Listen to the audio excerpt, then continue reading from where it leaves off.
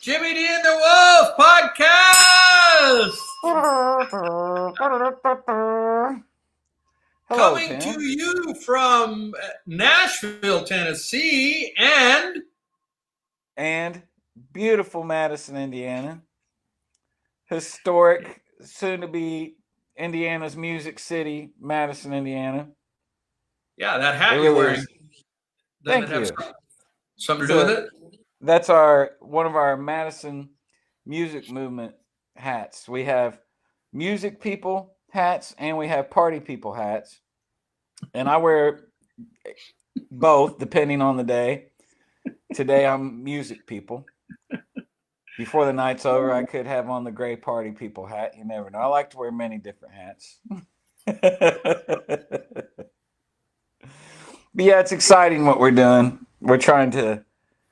We're not trying, we're doing it. We're bringing we're giving options to some of the Nashville artists and Louisville artists, Cincy and Indianapolis, of giving them the opportunity to come to a smaller town where the cost of living is lower.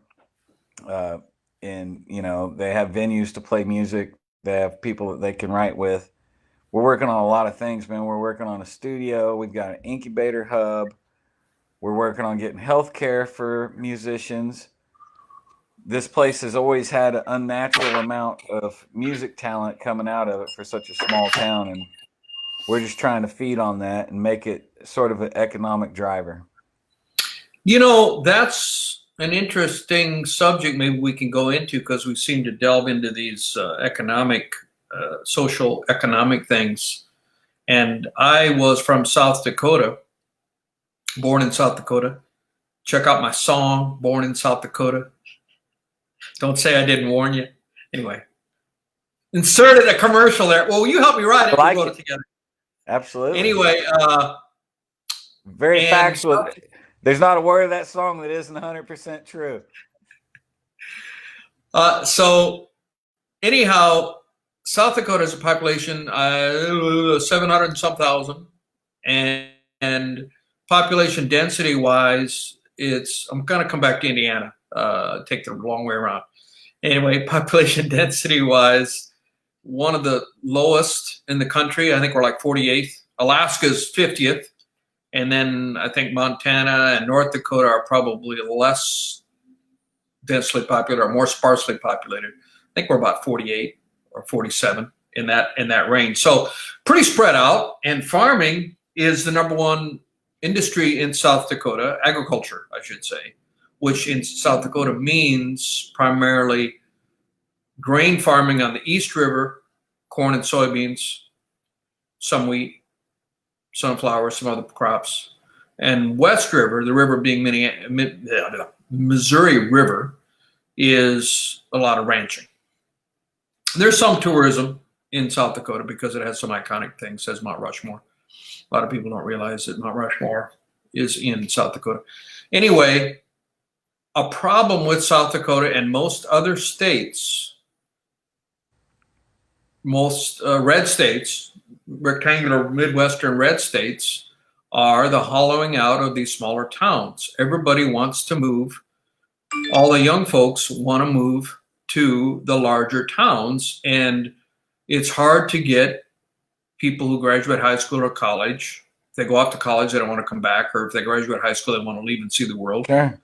And it's an issue. And farmers, a couple generations ago, farming was much more labor intensive, and every year the equipment gets bigger. And that means that one person running that piece of equipment, that combine, that tractor, can cover more acres.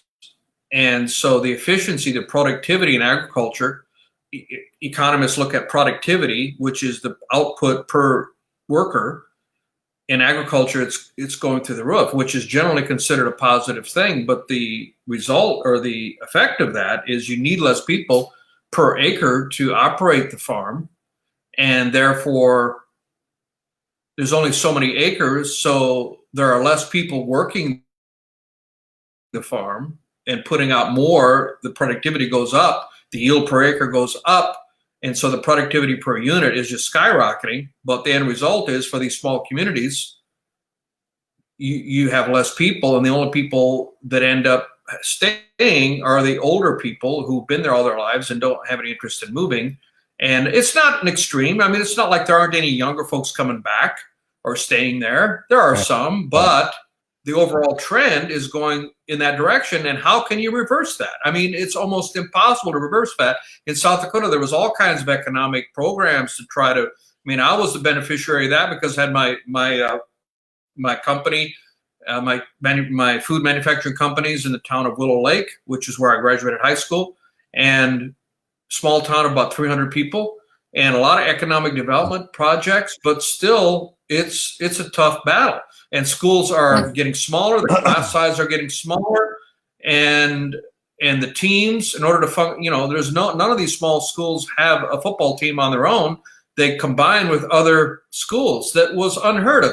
I mean, South Dakota, or Willow Lake, my alma mater, combined with our arch enemies, and combined and said, "You can't do this." It'd be like the Lakers and the Celtics combining to make one basketball team. Can't happen. I can't. The ripple in the space-time continuum. But it's the only way you can have enough players on the field. And they're not even playing 11-man. I mean, they're all the way down to 8-man and 6-man. Right. Because you don't have enough people. You don't have enough kids. And also combined with the fact that Americans are having less kids on average, the only people that are having more kids are the immigrants, first-generation immigrants, because they haven't been educated yet to the American way, which is to not have kids. Yeah, exactly. Just get as much stuff as you can. Don't have children. Be smart about it. So rare is the family that has. I mean, there are a lot of families with one kid. Yeah. You have 3. You're above the norm, man. Yeah, I'm blessed, man. 3 so completely different human beings. You're helping the odds. I'm trying. Spreading your seed. Oh, did I say that? I'm team player, man. I'm team player. Just trying to do my part for this great nation. They were all completely intentional and planned, and I was just being a good patriot. Oh. Well, so the immigration thing, that has a lot to do with the economy, right? Because the immigration with the kids. Yeah. So the immigration. Okay, yeah, gotcha. Yeah, the immigrants that are having more kids than the average Americans. That's like, what happens? So all the people that are for kicking all the immigrants out, what happens to the economy if that happens? I was hoping not to get political here and offend people. Well, it's not political. It's not political. It's a question. I'm just asking a question. Well, okay, what happens in developed economies? And this happened. Now, some of my favorite countries on this earth are Italy and some of the Asian countries, Japan, Korea. I love the cultures because the cultures are so different. Italy is probably my favorite country. And Italy has a huge problem. They have a shrinking. Their women have decided that they want to have kids, they want to get married, and they've been shrinking. I've been reading articles about Italy having demographic issues for 20 years now. Italy is shrinking. Because they're not replacement. You need about 2.1 births per adult woman to maintain. I don't know where the extra 0.1 comes in, but in order to maintain your population, and generally they say you need 2.1 to maintain. And we have in the U.S. been at or above that number primarily because of the immigrants or newly immigrants that come in will tend to have 4 or 5, and that raises our numbers. But for the long-term families that have been here, we're in the mid ones, which is below support. Well, Italy is like 1.1. It's just horrible. It's off the cliff. There aren't that many kids. You ever seen the movie with Clive Davis, one of my favorite movies? I can't remember the name of it, but it was about when people's fertility fell off the face of the earth and there were no new babies. It was an amazing movie. It's probably 10, 15 years old now. The first opening 17 minutes, which was a car chase, was a continuous take. It was unbelievable, scary as heck, had Clive Davis in it, and the youngest person in the world was 17 years old. And, it was a dystopian nightmare because there was no hope. Humanity's going to fade. And so it's an exaggeration. Often movies and great stories are just exaggeration of things that are in real life to turn them into interesting stories. Sometimes, though, you don't need to exaggerate anything. Like when you go to the Tiger King, that you just have to report the facts. That's been like the most normal thing of all of 2020 was Tiger King. Yeah.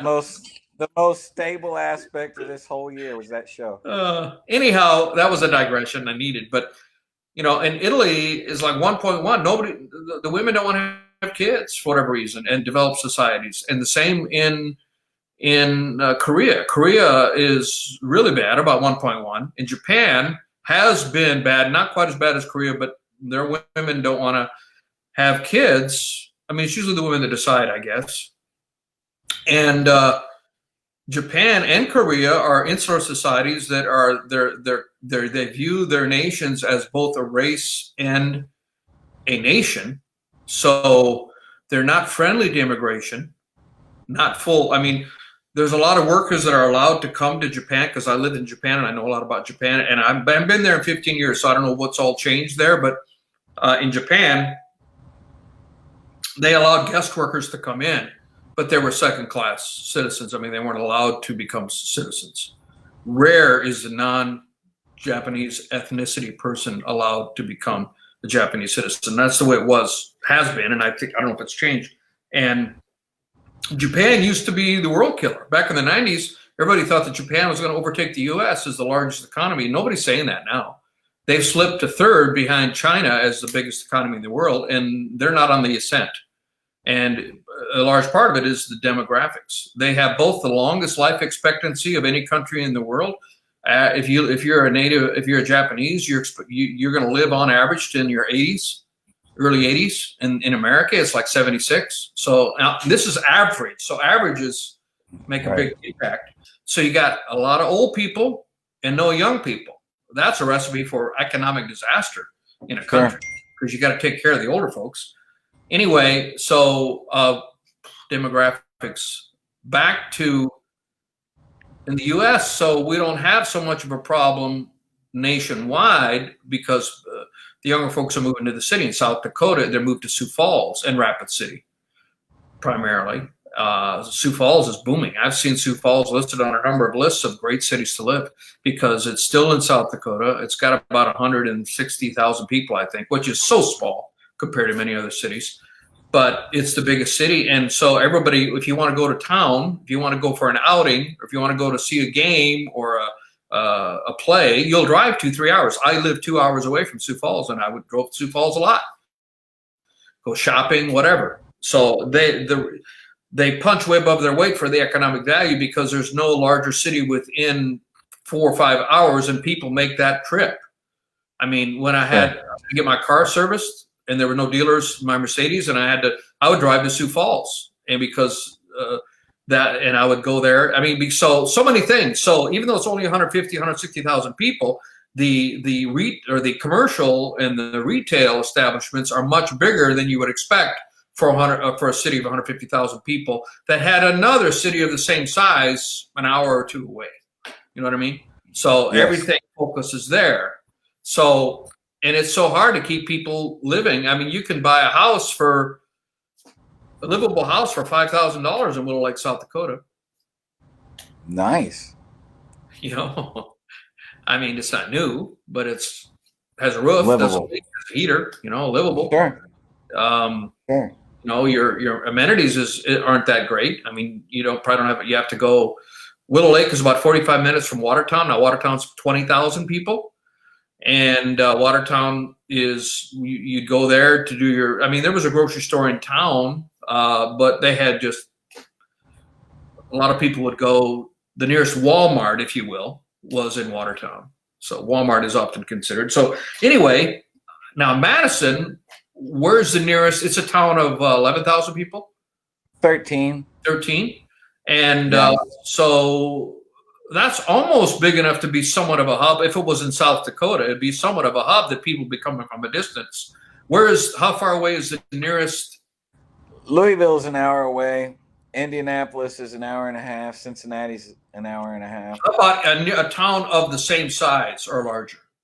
Slightly. Probably an hour. Yeah, close to an hour, even still. Really? What would that be? Louisville? Columbus, Indiana's a little bigger. But it's an hour away. Okay. Yeah. I think everything as big or bigger is 50 minutes to an hour away.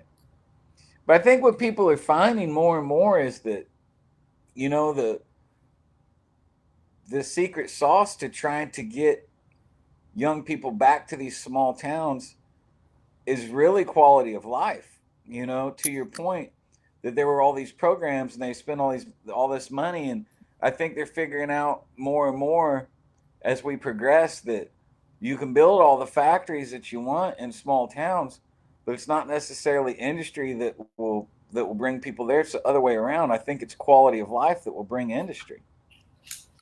So people, if there's, you know, if you have a bustling art scene, a vibrant art scene, and the quality of life is high and the cost of living is low, which is exactly what we have here, then that's going to help bring the young folks back, because the average life expectancy here is like 42, 43 years old.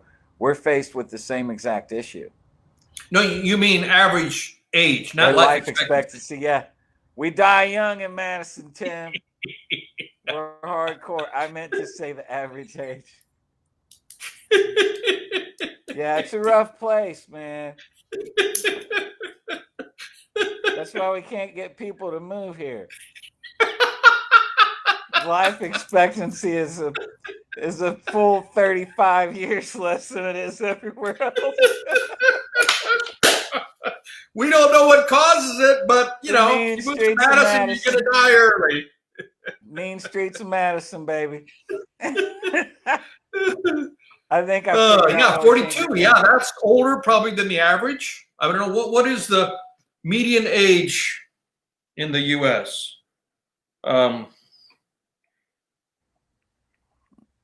I guess it's somewhere close to that. Now that's the median.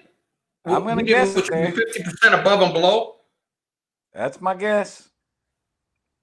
My guess is 40, 41. The median age in the U.S. is 38. 2018.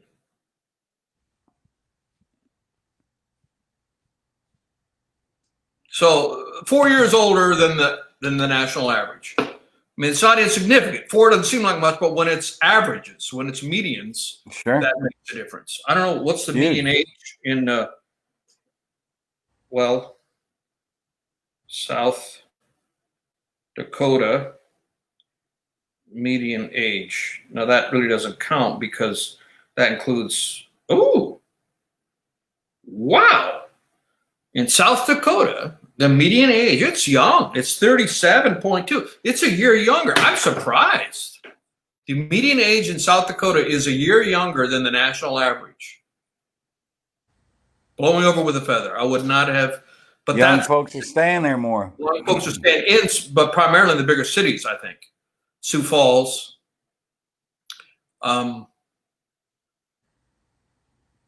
It's very interesting. Well, so, you know, what I wonder, man, is how does, like you discussed Italy's problem and Japan's problem, I read that China is slated for their economy to surpass ours in 2025. Yeah, that's been talked about for decades. So is that going to happen before they are faced with the same problem in a big way that slows? Well, they are faced with the big problem. I mean, they had the one-child policy. I mean, China's not a panacea. First of all, when you have 4 times the population, in order to reach the same level of economic productivity, you only have to produce 25% as much per person. That's what it's going to be. So we're a country of what, 330 million? They're a country of 1.3 billion. So when you look at a GDP per capita, gross domestic product per capita, which is the economic output, they have 4 times the people. They only have to produce 1/4 as much GDP per capita to equal us. That's not a lot. So Right. it's going to be very hard for any, take the names of the companies out. You got countries. You got country A, which is the largest economy in the world. You got country B, which is second, has 4 times the population. Well, I don't care what those countries are. Eventually, country B is going to surpass country A when you have a globalized economy, because they only have to produce 1/4 as much per person. Right. And that's what's happening. It's not a crisis. It's not the end of the world. Sure. And they might, I mean, I'm not confident that China isn't going to have some major problems. I mean, they've got totalitarian regime. They're iron fist. Christians are being persecuted there tremendously. Pray for the Christians in China, and they are tremendously being persecuted. But they have this main problem where they had the one-child policy for the longest time. That doesn't do much for your demographics when you only have 1 kid. We just said you have to have 2.1 per couple, and they had 1 child, and so everybody wants a son. This is common knowledge. You're familiar with this. And so what happened is you can only have 1 child. And a girl is born. You abort her before she's born or after she's born. Somehow she dies. And then you have that other child. So there's a huge imbalance of marriageable age. There's a whole bunch of guys with not a lot of women looking for mates that are in their marriageable age right now, because it's been going on this is an issue. Well, they're going to have to find their, are they going to have to stay single or I guess date it's each like other? Asia's version of Alaska. It's like Asia's version. Oh, yeah, I suppose. Yeah, I suppose. Well, I don't know much about Alaska. I've only been on the tarmac on the airport. What do you tell me about Alaska? What do you know about Alaska? There's only like 3 it's all women guys. Yeah. Yeah, I remember when I was back in college at School of Mines, one of my frat brothers was into gold. He was in mineral industries, metallurgical or mining engineering, I think is what his degree was in. South Dakota School of Mines is one of the best mining engineering programs in the country. There aren't that many, but geology and mining, really, really top-notch stuff. And anyway, and he got a job working in Alaska at one of the gold mines, functioning gold mines. I don't know if they still have it, but they did have functioning gold mines. And he told about going up there and how there were no women and how difficult that was. So that's my only data point. I remember he said that there was all a bunch of guys. And so China's got that issue, and there's a lot of unrest. They've clamped down on Hong Kong. They've got their leader is leader for life. He's not going to be replaced. Just like Putin. Putin's going to be leader for life in Russia. So, in spite of all our problems that we have, so much unrest in our country right now, we're still miles ahead of those countries. Man. I agree. So we're still better off than everybody else. No doubt about it. But we've got to sort through some of this unrest that we have right now. Hopefully that'll get resolved. So, when they put us on lockdown, when they put us on lockdown, my biggest fear was getting fat. And I think that if you're in a country where they say, don't come out of the house, and your biggest fear is getting fat, not starving to death, you're in a pretty great place to be. And it really was. It was like when it first happened, like, man, I hope I don't get fat. Yeah, it was hard. I mean, I'm so glad the gym's opened back up again. Oh my gosh. I was trying to do push-ups instead, but that doesn't, I just couldn't. I know you were doing 100 push-ups a day, every day. That's not good for you. You're supposed to let your muscles rest. I don't know. I'd do something.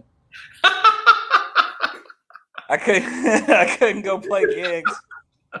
They didn't let me play shows, and you get bored playing Facebook Live without other musicians every single night and not getting to really improvise and interact with other musicians, man. I miss that so bad. It's killing me still that I'm not getting that just yet. And that, So that feeling. what's Indiana? Indiana's a red state, right? What's the population of the state of Indiana? I don't know. I think most of them are in Indianapolis. What is the Uh, population of Indianapolis? A couple million? yeah, a couple million people. So, and our vice president is from I our vice think. president is from Indianapolis or Indiana. Yeah, he went to school Hanover. There's almost 7 million people in Indiana. So we have a few more Wow. people than Chicago. So it's like 10x the population of my home state. 10x, buddy. 10x is Yeah, but yeah, but 700,000 about roughly in South Dakota. but but if you're not in Indianapolis, it's probably about as sparsely populated as your home state. I mean, we have like Indy, South Bend, Fort Wayne, Lafayette. Everything else is corn. Yeah, Indiana is one of the big corn producers. Corn and soybeans, right? Yeah, A lot of corn and soybeans. I mean, you have to you can grow rotate. You have to have corn and you then can soybeans. you can grow just about anything Hey, here. Michael Stucker from Alabama. I don't know how long that's been up there. Sorry, I just saw it. Fuck. You know him? Oh yeah, it's my buddy Stucker. Okay. How you doing, Stuck?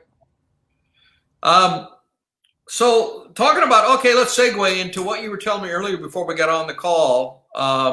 If you're comfortable talking about that, you have a collection of guitars. What would you value your collection of guitars um, at reasonable market prices? Not inflated, but what you got? 50,000 in guitars. More than that. Hang on. I have to So make sure my wife can't hear me right now. Hang on.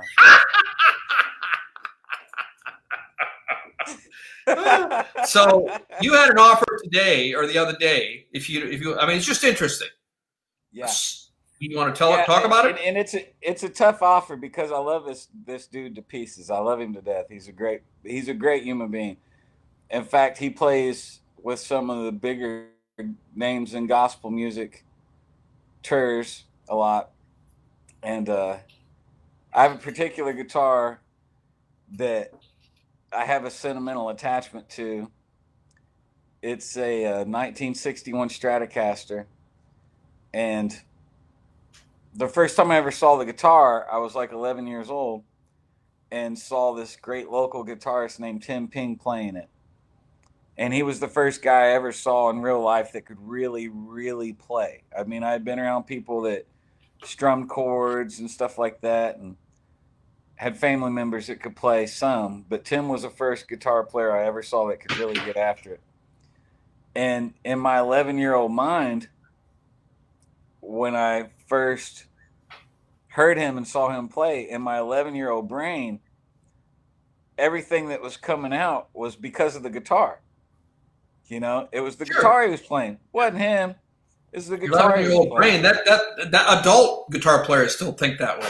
Exactly right. Yeah, exactly right. Adults still think that way. I have to have a 59 Les Paul to sound good. So I walked up to him and I said, man, you're amazing. You should sell me that guitar. Because in my mind, all I had to do was get the guitar from him, then I'd sound just like him. And he just laughed at me and said, I'll never sell the guitar, but if I do, I'll sell it to you. Well, long story short, it's a very emotional story, and I'll get teared up if I tell it in great detail. But long story short, he passed from pancreatic cancer. How long ago was And that? How long ago was that? I would say that was probably 15 years ago. Well, wait a minute.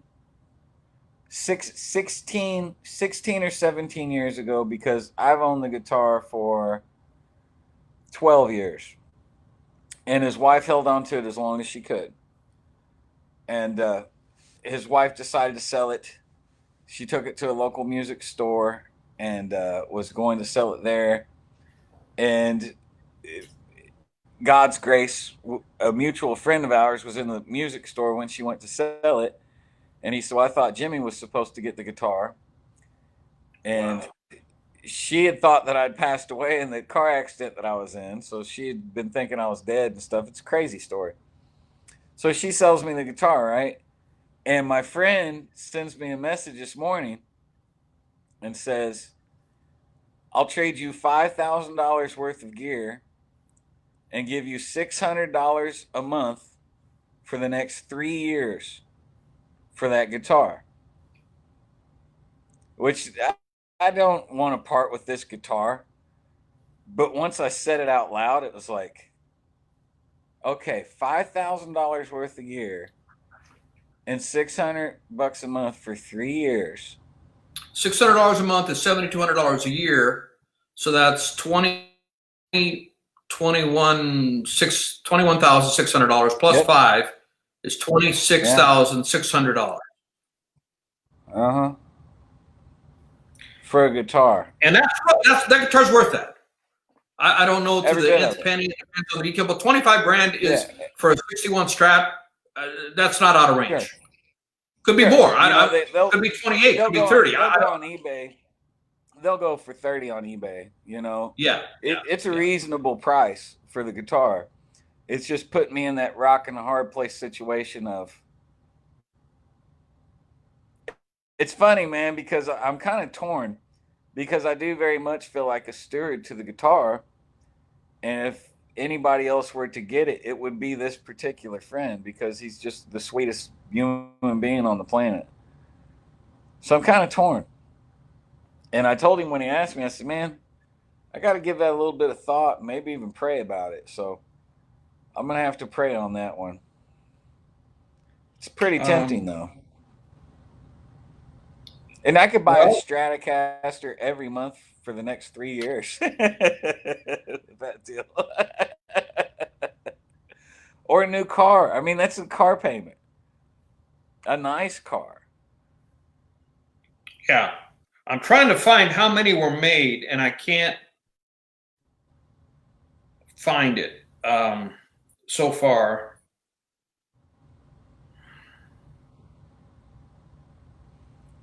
I don't know.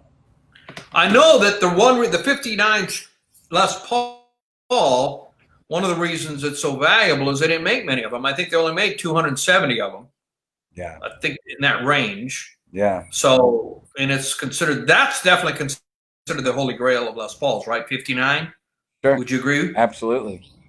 I mean, but as far as Strats, I don't know. In fact, I was just reading, I don't know that there's, I mean, an early Strat, pre-CBS Strat, CBS took them over in 65 and became corporatized.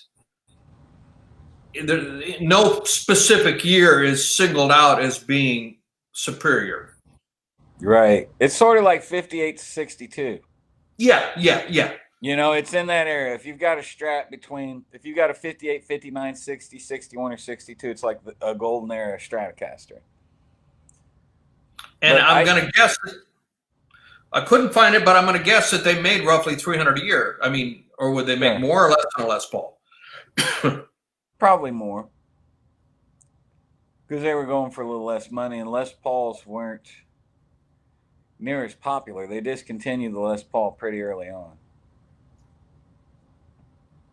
I do have a 59 Gibson 330 that's really rare. It's blonde. There weren't many of those made at all. Probably less than Les Paul, wouldn't you think? Yeah, there's that far was before less. They're far less, especially blonde ones. And I try not to even play it because the pickups still work on it. And every time I get it out, it's like, is today the day that one of these pickups decide to stop working? So I usually like. Well, wait a minute. So those pickups are only supposed to have a finite life?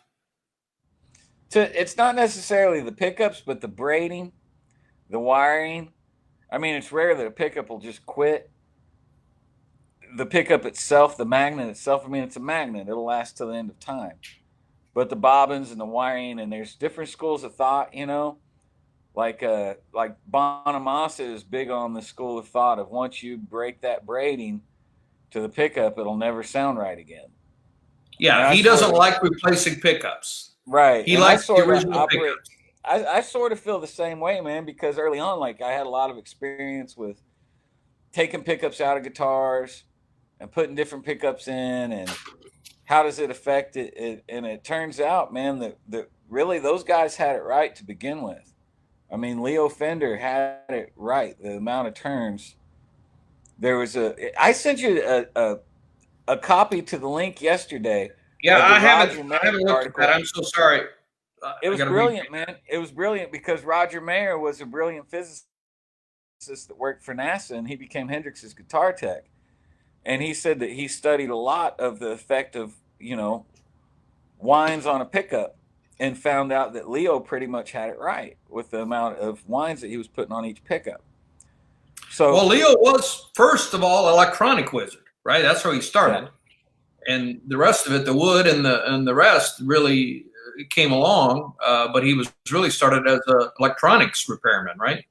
yeah, Anyway, brilliant guy too. I mean, I tried to find his Facebook page here. I can't get to it on my phone. Who's that?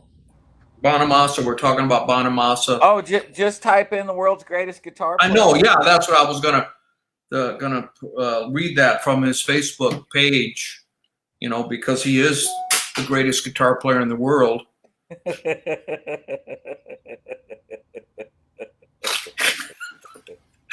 Well, we both have our opinion about that, don't we, Jimmy? We may have talked about that before. Yeah. See if I can find it. I'll read it.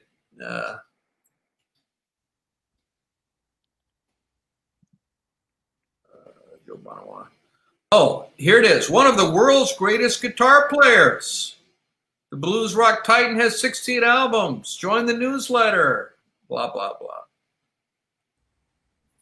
What a tool! Joe Bonamassa is a tool. Just for saying that. I don't care how good of a guitar player you are. None of my heroes would ever say that. Yeah, I think Hendrix would have said Hendrix, I've never heard them say I'm the greatest guitar player. Well, supposedly though, what's his name from Journey? He used to say stuff like that. Yeah, Neil Sean. He used to say, "How come I'm not getting more accolades? I'm a great guitar player." He's kind of a little bit of a divisive guy. I think he's the reason that Hendrix said he didn't like compliments because they're a distraction. Hendrix was the man. He humble. He was on the Dick Cavett show, and the guy said, "You're the greatest guitar player," and he was so dissembling. He didn't like that. He didn't care for it at all. A lot of pressure, man. Could you imagine? Yeah. So, Joe Bonamassa, a gazillion guitar players, one of the greatest, world's greatest guitar players. God bless you, Joe. Yeah, right. And he's also known. He is also known for buying up all the vintage gear, pricing them up, and choreography. It's true. By what do you mean, Jim? What do you mean by that? The shows are choreographed. The little walking to the edge of the stage and doing the solo and the waiting for the applause thing. The shows are very much choreographed. It's finite. There's no ad-libbing there, you think? Well, I'm not dogging on the guy, but I just have a hard time with substantial egos, man. Well, there are people that'll argue, and maybe we'll get comments on this post that he's the best guitar player in the world. There are people that feel that. So if you get joy, I guess all side. I've seen Bonamassa in concert. He can definitely play the guitar. He definitely can. Yeah. And I like his voice too. He's got a great soulful bluesy voice. So he's right. An excellent guitar player. I don't want to take anything away from that. I mean, he's a great guitar player. I wish he could write songs as well as Warren Haynes does, because he's a great guitar player. Yeah, but Warren Haynes doesn't seem to write, as he's gotten lazy. I mean, I haven't followed him in a YA, but I mean, I love his Beautifully Broken. I love that song Warren Haynes wrote. But it doesn't seem like he's that prolific. I think some of these guitar players, they get old, like Clapton. Clapton is my number one guy for guitar, and all his recent albums have been covers. It's like he doesn't want to write anymore. Too lazy to write or something. I don't know. Well, he's a self-proclaimed lazy songwriter. Yeah, he has said that he's lazy. He said, I'm lazy. And he even says I'm a lazy guitar player. That's why I had Derek Trucks and Warren Haynes on tour with me, so they kicked my butt, so I get a little competitive. He literally said that. I mean, that's being real. That's being real, I feel. Because he did tour. He had Derek Trucks and Warren Haynes on tour with him. Was it Warren Haynes? Yeah, I think it was Warren Haynes. It was Derek Trucks and another, maybe it was someone else. No, it was Doyle Branham. Doyle Branham. Not Warren Haynes. It was Derek Trucks and Doyle Branham. Warren was probably busy in one of his 500 other projects. Yeah, Warren's pretty busy. Yeah. Well, we got 40 minutes in. Thank you for our 2 people that are watching us now. Hopefully more will watch later. So you'll have to keep us appraised of what you're going to do on that guitar, or maybe even show it on the podcast, future podcast. 1961 Fender Stratocaster. I'm gonna have to pray on that one, because like all things, and I know you view things the same way that I do. Absolutely, prayer is so vital. I'm just a steward. I'm just a steward to the instrument. It's not mine. I'm just hanging on to it for the next person. And I know you look at things the same way. So that's where the prayer comes in. I pray to see if it's time to let it go to the next steward, or if I need to hang on to it as long as possible. This would be so much easier if my boys showed more interest in the guitar. But they're just not picking it up yet. They might. We'll see. All right. Well, guitar isn't cool, man. Guitar, for 11-year-old, 12-year-old guitar, that's not cool. It's not the cool it probably thing. isn't. Right? It probably is, unless your dad does it. It'd probably be the coolest thing in the world, except for the fact that their dad. Yeah, if you want to get a joke, take somebody who's one of the biggest stars, whatever it is, whether they're a comedian or an actor or a musician, and ask them what their kids think of them. And they'll say their kids just think I'm just, goofy, lame. Lame. For everyone else, they're the biggest stars, whatever the field would be. And it's funny. It's just funny. If you're a dad, then you can't be cool, right? That's a rule. Isn't that a cardinal rule? Yeah. It hurts until the kid gets to be 18 or 20, and then realize that, hey, maybe my parents were a little cooler than I thought. That's right.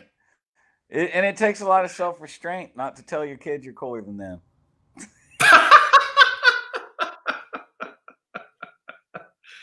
All right. Shall we wrap it up?